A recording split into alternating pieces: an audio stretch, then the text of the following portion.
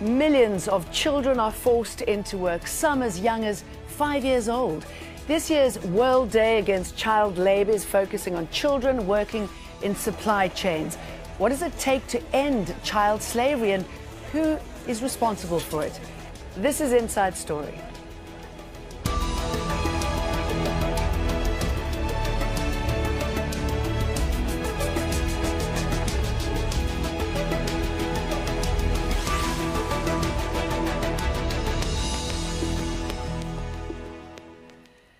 Hello, welcome to the programme. I'm Jane Dutton. Almost 1 in 10 children wake up every morning and go to work. They slave away in factories and fields as maids and sex workers. The United Nations specifically guarantees the rights of a child to be protected from economic exploitation. But vague laws or sometimes a complete lack of legislation mean that millions of children find themselves at work when they should be at school, often in hazardous conditions. 168 million children around the world work, with more than half of them in dangerous situations. Almost 80 million children are working in Asia and the Pacific. Now that's equivalent to the entire population of Turkey. And 1 in 5 children in sub-Saharan Africa have jobs. That's almost 60 million children. The agricultural business is the biggest employer. 60% of child labourers, nearly 100 million children, tend to farms and animals. But a lot of children, around 66 million, are also working in the service and industry sectors. Well, Sunday marks the annual World Day Against Child Labour. The International Labour Organization says this year they'll focus on what businesses can do to deal with the issue. From enterprises, we need a clear message of zero tolerance of child labour. They need to know what is happening in their supply chains and to back that up with action in their business practices and dealings with suppliers. Well, let's hear the thoughts of our guest. Joining us from Geneva is Simon Steyne. He's the Senior Advisor with the International Labour Organization, also known as the ILO Fundamental Rights at Work branch. In Abuja, Hussaini Abdu, Country Director for Plan International Nigeria, and in Jaipur, India, via Skype, Prabhat Kumar, General Manager of Child Protection at Save the Children India. Good to have you all with us on Inside Story. Simon Steyne, I mean, truly staggering numbers. Extraordinary that we are still seeing so many children forced into work today. Yeah, it's true, though I would say 2 things. First, let's be careful about talking about child labour and child slavery and forced work. The vast majority of children work alongside their parents in child labour, but doing unpaid work in family enterprises. Fortunately, only a very small percentage, 5.5 million, but still only 3% of child labour we define as modern slavery. I think that's a really important point to make. And the other is that, you know, yes, we have a huge challenge, 168 million good reasons not to give up the fight, but to accelerate our struggle against child labour to meet the newly adopted Sustainable Development Goals.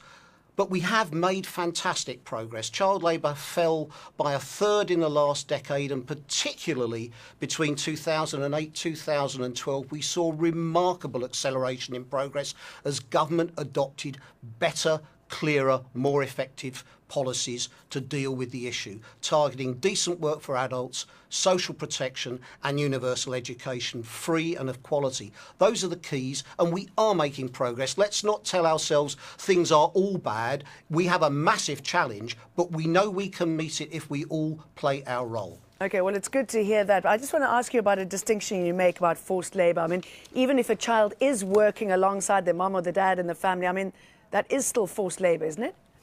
I mean, I'm sure Not according to the international law, no. The definitions of forced labour are very clear. They're about threat of menace and penalty. We don't call all child labour child slavery, and for good reason. One, because it isn't that in international law, and two, because the types of interventions that you need to combat slavery are not the same as those you need to combat, for example, unpaid work of children on a family farm. For that child, you need to help that farm, those parents, have a decent enterprise that can hire adults to replace the child's labour. For a child that's in slavery, chattel slavery, bonded labour, there you need different types of interventions which can include direct prosecution of the person who's exacting that forced labour. We're not going to get very far if we tell the parents of all those tens of millions of children working on family farms that what their children are doing is slavery. That's not, they need to be part of the solution. And slavery is a criminal offence in almost every country, and it needs enforcement measures that are different to those that you do to support the ending of the root causes of child labour. Hussaini Abdu, I saw you agreeing there. I mean, what is the situation in Nigeria, and how do the distinctions between child labour and slavery play out there? I think there's a distinction, and I did want to agree with him very strongly that those distinctions need to be strongly recognized. Yes, we are dealing with a very devastating scourge, a very serious issue, particularly for us in Africa, where we've not been able to make enough progress that he is recording in terms of addressing this very important challenge of child labor. But that is very different from child slavery.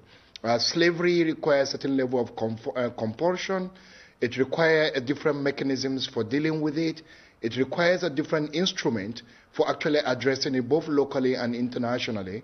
But the reality is that in most parts of Africa, we are still experiencing this challenge of child labor and child slavery.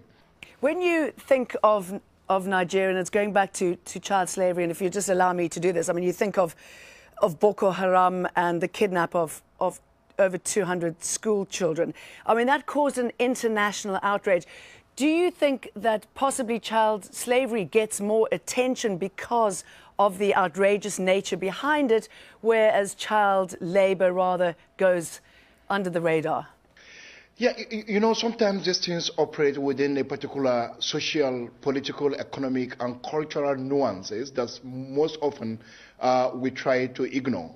Yes, the child slavery attracts global outrage once it is reported. Particularly if we take the case of the challenges of Boko Haram that has been experienced in the northeast of the country, where communities were occupied by this element, and they adopt or kidnap children, male and female, force them into either sojourning in terms of carrying arms, or forcing them into marriage, or forcing them to engage in domestic and even economic activities that sustain their war effort. That's a clear example of forced labor and slavery. But again, the reality is also that in most of our communities, particularly in Africa, and I'm giving an example of Nigeria, that is still deeply rural, you still find a lot of challenges with children involved in different kinds of activities. Most of these activities are unpaid, meaning that they are supporting the family, engage in different kinds of economic activities that hinders their progress either now or in future. And some of them are also engaged in commercial activities or paid ones where commercial entities engage them, pay them stipends because they are not able or they are unwilling to engage adults who may demand for better wages. So they engage them and pay them peanuts, and those ones are also used to sustain the families. Because increasingly what we're experiencing because of the depth of poverty in most African countries, including Nigeria, what we are seeing is an increasing element of child-led or child-supported families, where children are the important backbone of family economies. And until we deal with some of these issues, we are not able to respond to the increasing scourge of child labor. I mean, that is quite an interesting concept, isn't it, Simon Steyne? The fact that children are supporting their entire families. It's the wrong way around. Absolutely. And Hussaini, I can't thank you enough for what you just said, because it really makes clear the challenges we have. And Jane, as regards children who are main breadwinners, heads of households, that's exactly why, alongside the target in the Sustainable Development Goals for the elimination of child labour, we also have reinforced the target for universal social protection floors. It is outrageous that in today's world, in 2016, there are people who expect children to work themselves out of poverty. It's the responsibility of governments to ensure that there's basic social protection so that that just isn't necessary. Now, that's a massive challenge, and it requires greater justice in the global economy for it to be able to take place in all member states. But it is a clear commitment of every member state of the United Nations and of the ILO to develop and institute a social protection floor so that children are not forced to work simply because of lack of income. That has to end. I mean, and it's a challenge. How do you work yourself? Set ourselves, we have to meet it. How do you work yourself out of poverty? Because so many of these children are not able to be educated. There's not enough time for education. There's possibly no incentive to educate these kids. I couldn't agree more. You're absolutely right. In fact, the notion that children can work themselves out of poverty is really an oxymoron. The fact is that what happens with child labour in the vast majority of cases is that child labour either prevents access to education or damages the ability to access education. And the result of it is that the next generation, those children grow up to be adults without the skills needed to compete in a modern economy, to get access to decent work, to be more productive, to get better paid, and they will then send their children to work to supplement family incomes and next generation. This intergenerational production of poverty and social exclusion, we have to break it. And the way we break it is by promoting decent work for adults and youth of working age, those who are of an age old enough to work, social protection floors that stop this dreadful poverty and income insecurity that drives it, and by ensuring that every child can go to school free, not with hidden costs, free. That's a human right. Those three human rights together, that's what will eliminate child labour. We have a job to do. We need to get on with it. Hussaini, what do you see as the social impact of child labour? And does it become self-perpetuating? So when a child does grow up, they've been exposed to working as a youngster themselves, so therefore they see nothing wrong with employing their son, daughter to start work from an early age. You know, I absolutely agree with him that the way to go is to have a more systematic approach to the challenge. And that systematic approach means that we must design the mechanisms for responding to these issues. And the best mechanism and approach to this is having an effective social protections that will protect children, the vulnerable children, from engaging in economic activities that are supposedly designed to support families.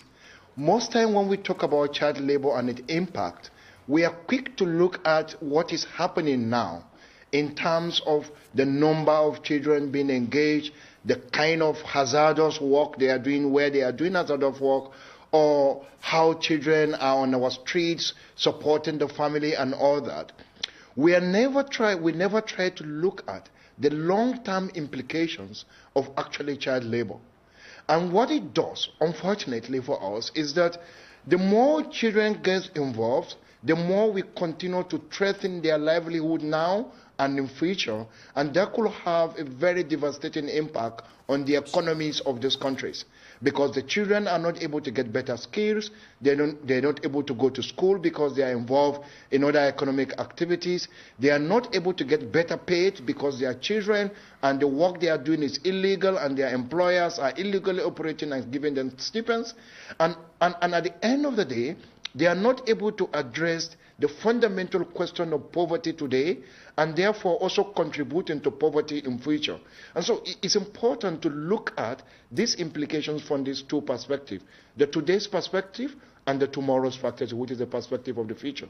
Okay, let's bring in Prabhat. Kumar, I haven't been ignoring you, Prabhat. We just had a few Skype issues there. What is the situation in India as far as child labour is concerned, and the specific focus of your work at the moment? If you look at in India, we have seen drastic reduction in child labor in past 1 decade, but we call it two aspects of that. One, if we look at, there is forced labor, so there is significant reduction in forced labor or what we call as hazardous labor. But there are a number of children who are getting into the hidden workforce, the marginal worker, the children who are engaged into work for less than 6 months a year. So those children numbers are increasing at the same time. So we need to look at our policies from both the angles. While there is a positive side to it, there is side we need to work to ensure that children get their rights. All right, let's quickly shift our focus to Paraguay. Thousands of young girls work as maids in Paraguay. Human rights groups say it is modern-day slavery. Al Jazeera's Teresa Bo reports. Juana Cardoso has been working as a maid for 2 years. She's 13 years old. We met her in a market in Paraguay's capital, Asunción. She is what is known here as a criadita, or little maid. They are children who live in a foster home and pay with domestic work for food, shelter, and the possibility of an education. My mother couldn't keep me because they are extremely poor, so she sent me away. I live in a house and I work also here for the woman that helps me, but they allow me to go to school, and that's very important to me. Human rights organizations say that Juana's situation is exploitation, and even though the practice is illegal, it is culturally accepted all around the country. In this market, everywhere you look, there are children working. Many of them are afraid to speak because they fear the consequences. In Paraguay, around 47,000 children work as housemaids in exchange of shelter and food. Some are as young as 6 years old. Bartola is 14. We visited her in the house where she lives. She cleans and helps around the house. We ask her whether she considers herself a little maid. Yes. I had to leave my house because my parents abused me. So I live here. At least I'm still in school. Recent reports of abuse have raised awareness about Paraguay's criaditos. A little girl was beaten to death earlier this year by her caretaker. A boy also ended up in the hospital. Tina Alvarenga was a criadita for 8 years. Her family sent her away to a middle-class family when she was 10. Now, she's fighting to raise awareness on the issue. Once they used a belt and started beating me because I had a problem at school. It never got worse than that because I was always on guard, but abuse is generally a norm. The excuse is that children will be better taken care of, but that's not true. Children suffered. I suffered. The problem, NGOs say, is that the state has no information about where the children are living, and that's why they're struggling to change the law. The practice is illegal, but the law is not specific enough, so there are many ways around it. We need to specifically address the issues so we can fight it. The problem is the lack of presence of the state when protecting children. Juana is just one among thousands. She dreams of becoming a surgeon, but in the meantime, her work as a maid is her only chance to survive. Teresa Bo, Al Jazeera, Asunción.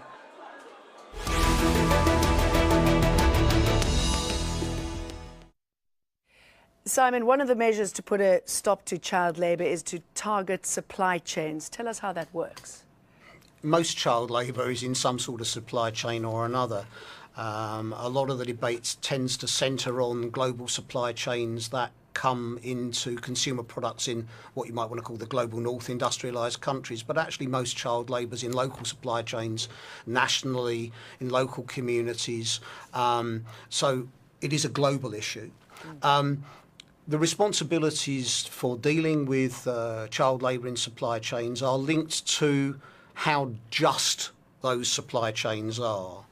They're linked to whether law is enforced and whether employers comply with law protecting children against child labour.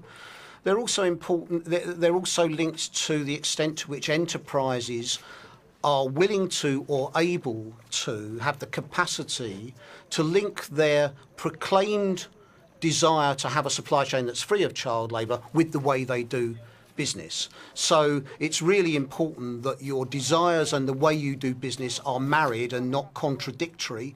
For example, there's no point if you're in a global supply chain going to a garment factory a subcontractor and saying, this is terrible, we're not going to continue business with you unless you clean all this up in 3 months, and then have a buyer from the same company go in a few days later and make a completely unreasonable demand, a lead time that's far too short or a price that's far too low, so that the manufacturing gets subcontracted out into the hidden informal economy where there's no regulation, where children can't be or are not protected effectively. Those things need to be put together. So the due diligence of companies, of all enterprises, is absolutely essential, so that they don't just minimise harmful effects, but they can actually maximise positive effects by promoting decent work for adults and youth of working age, so that those communities can be free of child labour. It is important, Jane, that we don't just concentrate on the individual product. The community in which the supply chain exists, or the communities, they need to be free of child labour. Otherwise, you'll just shift child labour from one part of a supply chain to another supply chain, from your responsibility to someone else's. Well, we need communities free of child labour, Hussaini. and that's why we say it's everyone's business. Yeah, one of the problems with these supply chains, there are so many players involved, aren't there? And often the focus drifts away when it comes to the factory shop, and you've got those hidden workers who are not seen.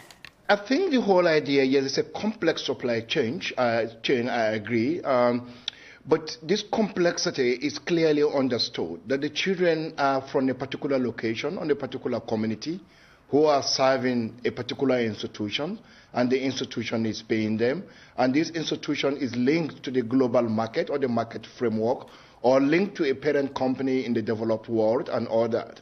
So what is important is that you don't just prioritize one stage of the supply chain and not work on the other. It requires a more holistic approach. One is that there are strong local legislations or already existing international instruments that protects children against labor or child labor. And so what is important is to ensure that people are not only educated around these laws, but to also ensure that, look, the laws are applied.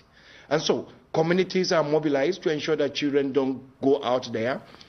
And then the realization that the community themselves are not doing it because they want to do it, they are doing it because of their socio-economic realities, is to have a program that responds to the socio-economic realities of the people in those communities, to ensure that they are properly taken care of through social protection. Okay. And children are also provided for through that social protection.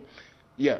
Okay, Simon, sadly with the growing refugee crisis, the natural disasters, the wars that we're seeing, this problem is not going to go away for a long time, probably never in our lifetime. No, but what about consumer outrage? I mean, you know, what can the man, woman on the street do? Surely that must help. I think consumer pressure matters. Consumer demand on companies matters, but I think we really need to be careful, Jane, that we don't. I think Hussaini is absolutely right. We can't substitute a holistic approach which includes decent work for adults in these supply chains, proper wages, proper labour relations, so that unions and employers can negotiate those wages. We can't substitute that debate for one that is simply about the sensibilities of consumers in the global north. The debate's about the human rights of children, not whether about a consumer in the global north is offended or upset by the cotton in a t-shirt or the cocoa in a chocolate bar. That matters.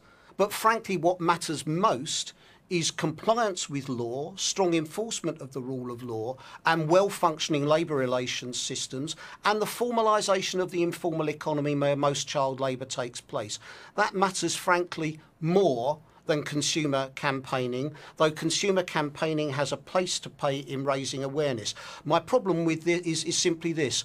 Let's put it this way, and Hussaini and Prabhat will probably recognise what I'm saying here. We can't just be concerned about cotton and chocolate and sugar that gets into global supply chains in the north. We also need to be concerned about sorghum and millet, which is only traded in the local economy. Okay, Simon, I'm afraid we're going to have to leave it there. Apologies, we have run out of time. Exactly the same human rights as everybody else. Okay, noted. Thank you very much for sharing your experience on this tricky subject. Simon Steyne, Hussaini Abdu and Prabhat Kumar. And thank you too for watching. You can see the programme again anytime by visiting our website, aljazeera.com. And for further discussion, please go to our Facebook page. That's facebook.com/AJ Inside Story. You can also join the conversation on Twitter. Our handle is @AJ Inside Story. From me, Jane Dutton, and the rest of the team. Thanks for watching.